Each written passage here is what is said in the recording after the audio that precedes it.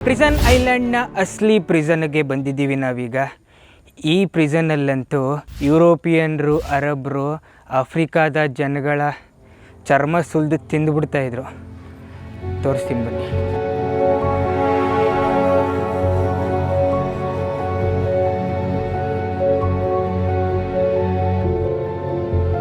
ಇಲ್ಲಿ ಸುತ್ತ ಎಲ್ಲ ರೂಮ್ಗಳು ನೋಡ್ತಾ ಇದ್ದೀರಾ ನೋಡಿ, ಅಲ್ಲಲ್ಲಲ್ಲಲ್ಲಲ್ಲೆಲ್ಲ ರೂಮ್ಗಳು.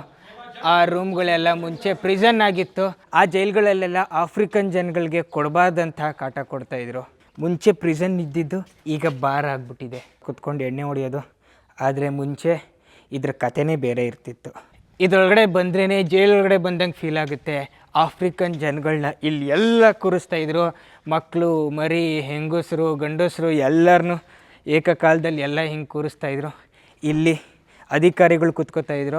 ಇಲ್ಲಿರೋವಂಥ ಅಧಿಕಾರಿಗಳ ಕೆಲಸ ಏನು ಅಂದರೆ, ಯಾರ್ಯಾರು ಇಲ್ಲೆಲ್ಲ ಜನಗಳು ಕುಂತಿರ್ತಾರಲ್ಲ ಅವ್ರನ್ನೆಲ್ಲ ಆಕ್ಷನ್ ಹಾಕೋದು, ಅಂದರೆ ಹರಾಜು ಹಾಕೋದು. ಮಂಚನ್ನೇ ಹರಾಜು ಹಾಕ್ತಾಯಿದ್ರು ಅವಾಗ.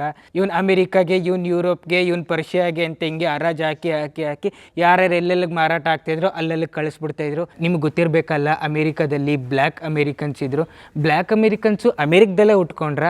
ಇಲ್ಲ, ಅವರೆಲ್ಲ ಆಫ್ರಿಕಾದಿಂದ ಹೋಗಿದ್ದು ಸ್ಲೇವ್ಸ್ ಥರ ಅಲ್ಲಿ ಹೋಗ್ಬಿಟ್ಟು ಅಲ್ಲಿ ಅವರ ಮಕ್ಕಳು ಮರಿ ಹಾಗೆ ಒಂದು ಸಂತತಿ, 2 ಸಂತತಿ, 3 ಸಂತತಿ ಹಂಗೆ ಆಗಿ ಈಗ ಅಲ್ಲಿ ಸಾಕಷ್ಟು ಜನನ ನಾವು ನೋಡ್ಬೋದು. ಅದಾದಮೇಲೆ ಅಲ್ಲೂ ವೈಟು ಮತ್ತು ಬ್ಲ್ಯಾಕು ಡಿಸ್ಕ್ರಿಮಿನೇಷನ್ ಅಲ್ಲೂ ಸಹ ನಾವು ನೋಡ್ಬೋದು. ಈಗ ಹೆಂಗಿದ್ದು ಸಿಚುವೇಶನ್ ಗೊತ್ತಿಲ್ಲ. ಸೊ ಹಂಗೆ ಅಲ್ಲಿ ಬ್ಲ್ಯಾಕ್ ಅಮೇರಿಕನ್ಸ್ ಹುಟ್ಕೊಂಡ್ರು. ಬೇರೆ ಬೇರೆ ದೇಶದಿಂದ ಬಂದಂಥ ವ್ಯಾಪಾರಸ್ಥರು ಇಲ್ಲಿ ಜನಗಳನ್ನ ತಗೊಂಡು ಅವ್ರ ದೇಶಕ್ಕೆ ಕರ್ಕೊಂಡು ಹೋಗ್ತಾಯಿದ್ರು.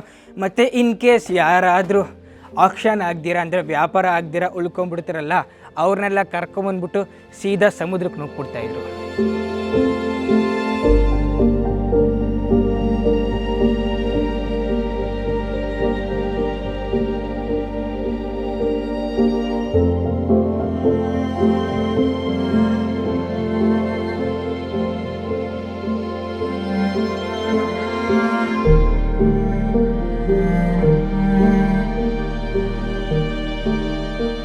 ಈ ಜೈಲು ಎಷ್ಟು ಹಳೇದಂದರೆ ನೋಡಿ, ಇಲ್ಲೇ ಗೊತ್ತಾಗುತ್ತೆ.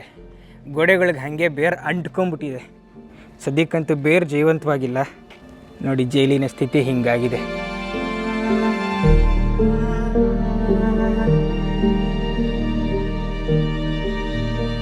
ಜೈಲಲ್ಲಿ ಕಾಟ ಕೊಡೋಕ್ಕೂ ಯಾರಿಲ್ಲ, ಕಾಟ ಕೊಡಿಸ್ಕೊಳ್ಳೋಕ್ಕೂ ಯಾರಿಲ್ಲ. ಆದರೂ ಇವಾಗಲೇ ಒಂಥರ ಬೈದು ವಾತಾವರಣ ಇಲ್ಲಿ ಫೀಲ್ ಮಾಡ್ಬೋದು. ಇನ್ನು ಆ ಕಾಲದಲ್ಲಿ ಈ ಸಿಚುವೇಶನ್ ಹೆಂಗಿತ್ತೋ ಆಫ್ರಿಕನ್ ಜನಗಳಿಗೆ ಗೊತ್ತು.